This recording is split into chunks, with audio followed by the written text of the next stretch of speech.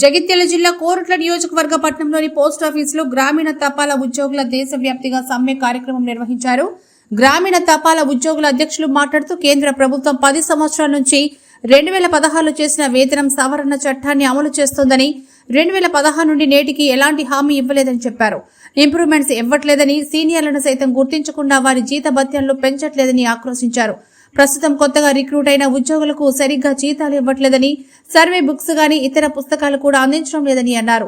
12, 24, 36 సంవత్సరాల నుంచి సీనియర్లను చూసి కమిటీ ఇచ్చిన రిపోర్టు ప్రకారం కూడా వాళ్లకు ఎలాంటి ఇంప్లిమెంటేషన్, పీఎఫ్, ఇన్సూరెన్స్ లాంటివేమీ లేవని వాపోయారు.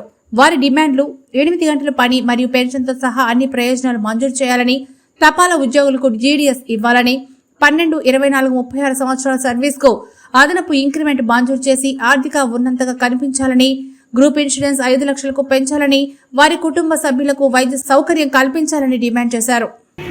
మేము గ్రామీణ తపాలా ఉద్యోగులం, కరీంనగర్ డివిజన్. మేము గత 12వ తారీఖు ఈ నెల 12వ తారీఖు నుంచి నిరవధిక సమ్మెలోకి వెళ్ళడం జరిగింది. మేము ఈ నిరవధిక సమ్మె చేయడానికి గల ముఖ్య కారణం ఏమిటంటే, కేంద్ర ప్రభుత్వం ప్రతి 10 సంవత్సరాలకు ఒకసారి వేతన సవరణ అనేది చేస్తుంది. అలాగే మాకు కూడా 2016లో వేతన సవరణ చట్టం అనేది చేసింది. కానీ అప్పుడు 2016లో చేసిన వేతన సవరణలో ఉన్న డిమాండ్లు మాకు ఇప్పుడు 2023 సంవత్సరం అవుతున్నా కూడా ఇప్పటికి కూడా ఇంప్లిమెంటేషన్ లేదు. అందులో ముఖ్యంగా 20-30 ఏళ్ళ సీనియారిటీ ఉన్న గ్రామీణ తపాలా ఉద్యోగులకు, ఇప్పుడు జాయిన్ అయిన గ్రామీణ తపాలా ఉద్యోగులకు వాళ్ళ జీతాలలో వ్యత్యాసం ఏమాత్రం లేదు.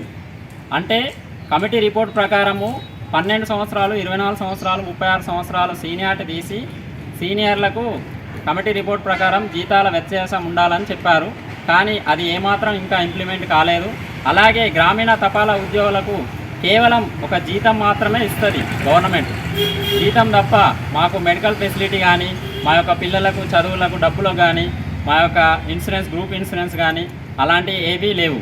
అలా విధంగా ఎమర్జెన్సీ లీవులు కూడా ఉండవు. మాకు సర్వీస్ బుక్ కూడా ఉండదు, పీఎఫ్ కూడా ఉండదు. కాబట్టి అందుకే మాకు అన్ని డిమాండ్లు సమకూర్చాలని మేము గ్రామీణ తపాలా ఉద్యోగులము డిసెంబర్ 12వ తారీఖు నుంచి నిరవధిక సమ్మెలోకి వెళ్ళడం జరిగింది. ఉద్యోగుల ఐక్యత, గ్రామీణ తపాలా ఉద్యోగుల ఐక్యత.